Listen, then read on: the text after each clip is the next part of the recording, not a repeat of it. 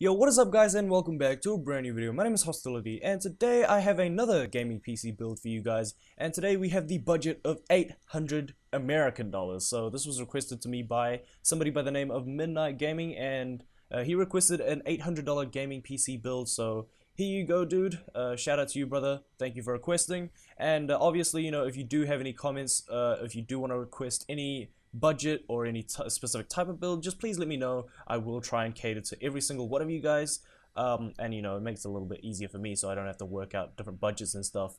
But anyways, let's go ahead and get straight into it. The gameplay that you're watching in the background is some Earth gameplay from League of Legends. You know, they had that 4-day thing. I had an absolute blast, but we're not here to talk about the gameplay. I'm playing with Tom, by the way. There he is over there in the I don't even know what champ he's playing, but anyways, that's enough of me rambling. Let's go ahead and kick it off with the CPU, which is the Intel Core i5 6500 3.2 GHz quad-core processor. Now, I used this in my last build, the $1,000 Canadian build, and I still stand by everything that I said about it. You know, it is a nice sweet spot for these type of builds, and you know, you don't really need a 6600K, but especially because you can't fit it in the budget. You know, this is an $800 build. So yeah, 6500 is absolute sweet spot. Still will run everything fine. You don't really gain too much from a 6600K, especially if you're not going to overclock. So 6500 is a wise choice, not wide. Anyways, yeah, so going on to the motherboard, I've chosen the Gigabyte GA H170M D3H Micro ATX motherboard. And you know, since this is an $800 build, I wasn't able to get you know, a Z170 board, and you know, I'd figured, like, you know, there's really no point for a Z170 board, especially if you are not going to upgrade, if you're not going to overclock. Obviously you can change that, but either way, this Gigabyte motherboard will be absolutely fine. It is a micro ATX board, a little bit smaller, so you get a little bit less features, but that's okay, because pretty much this motherboard just does what it's supposed to with the ultra durable series. Plenty of USB ports, plenty of SATA ports, and you know, you get pretty much everything with the Skylake platform. Going on to the memory, I've chosen 8 GB of G.Skill Ripjaws V series, DDR4 clocked at 2133. So this is your standard RAM, your 8 GB of RAM, absolutely fine for gaming. It does come in a kit of two 4 GB kits. So you know, you can chuck in another kit and get 16 gigs of RAM and have quad channel memory. But you know, that's totally up to you. Since this is a gaming build, you probably don't need more than 8 GB anyways, but you know, 16 GB is nice to have. As I mentioned before in my Canadian build, you know, most PCs are starting to use a lot more RAM nowadays. So yeah, 8 GB still is absolutely fine though.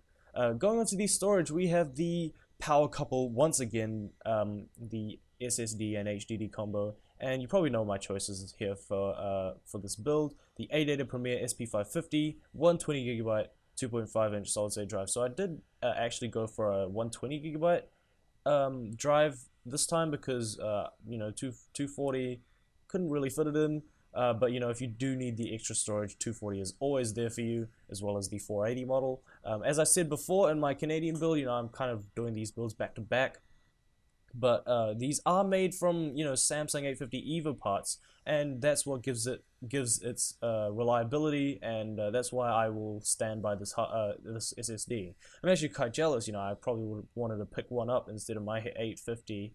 You don't get too much of a difference in performance. This does perform as well as an 850 EVO and costs drastically less. So yeah, fantastic SSD.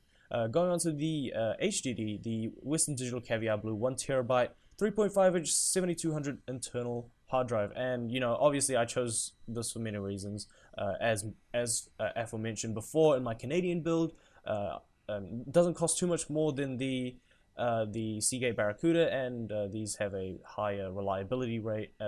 So yeah, definitely am a big fan of these WD Caviar Blue drives, and will stand by them. Going on to the video card though, this is where I went all out. You know, as this is a gaming build, might as well go all out. And I've chosen the EVGA GeForce GTX 970 4 GB Superclocked ACX 2.0 video card. And yeah, that is all the money. That is where all the money went to. Obviously, you can do the same thing as the $1,000 Canadian build and go for a 950 and upgrade to another graphics card in the future. And perhaps maybe pick up a Z170 motherboard and 16 gigs of RAM while you're at it. But this 970, well, honestly, one of the best cards like to date, on par with the AMD counterparts like the R9 390 or whatever. I'm not too educated on AMD cards at the moment. I prefer the a lot of people say, oh, why don't you get the 390 or whatever. Keep in mind this is a custom build, so you can choose the different parts to your to your usage and to your specific recommendations. But I chose the 970 because this is an absolute stellar performer. Especially, just will crush every single 1080p game at ultra. Be ready for 2K, maybe do some light 4K gaming, maybe even on like League of Legends or CSGO. Those not very demanding games, you can do 4K. It is superclocked, so you do get an extra performance out of the box, and you do get the ACX 2.0 cooler, which means it'll be nice and frosty. But a lot of people say that why didn't you choose the AMD card over the NVIDIA card? And pretty much the reason why I choose NVIDIA cards is because of the power consumption. You consuming less power with an AMD card. I mean, sorry, I got that backwards. With an NVIDIA card, and it runs a lot cooler. So you don't have to get a bigger power supply, and your power bill isn't just just over the moon. So yeah, 4 gigs of VRAM, even though it's probably 3.5 gigs. But anyways, that's not too big of a deal because you're probably going to be only gaming in 1080p. But yeah, absolutely solid choice. Obviously, you can change it out if you wish to. Going on to the case, I've chosen the Corsair 200R ATX mid-tower case. Now this is a little bit of a budget case, very minimalist, not too fancy in terms of features, and you don't really need that many features in a case like this or a budget case.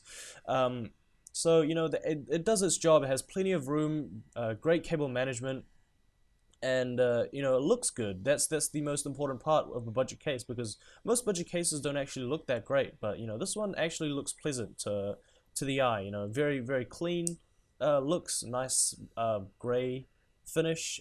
So yeah, absolutely amazing case for the price. It has plenty of room to store all your components and more. So yeah, absolutely solid choice. But obviously this is a case. People have different case choices or design tastes, so you can definitely choose or swap this one out if you wish to. Going on to the power supply, I've chosen the EVGA not GeForce, EVGA 650 watt 80 plus gold certified semi-modular ATX power supply. And again, this is the GQ model.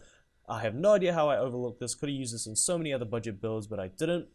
So I said this in the last build, the same exact power supply.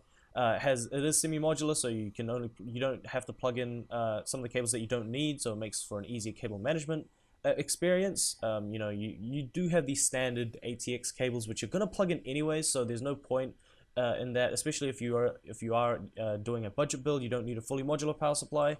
Obviously this isn't as good as the G2, but it is still a tier 1 power supply, which means it's less likely to blow up.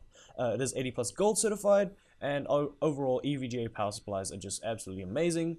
They are continuing to kill it in the power supply market, and I can't recommend them enough. So the total of this build, actually, damn it, I have my fucking PC power picker still set to Canadian dollars since the last build that I did, but I'm pretty sure it's around either 790 or 810, somewhere around there, so it's not too far off. So yeah, that is the $800 gaming PC build. Hopefully you guys did enjoy. If you would like for me to do your own budget, or if you have any questions, or if you have any comments, or if you have any things you disagree with, please leave them in the comments below. I will try to respond to every single one of your comments. If you did enjoy this video, please be sure to slap a like on it. Also subscribe for more content just like this. I cover a whole range of PC related videos, PC gaming, because I am the heart of the PC master race. Not really, no. Why did I say that? I don't even know. But yeah, that has been it for the video, guys. Thank you so much for watching. Be sure to follow me on Twitter as well, at Hostility Games, or the link is in the description below. And yeah, I'll catch you guys in the next video. Peace out, everybody.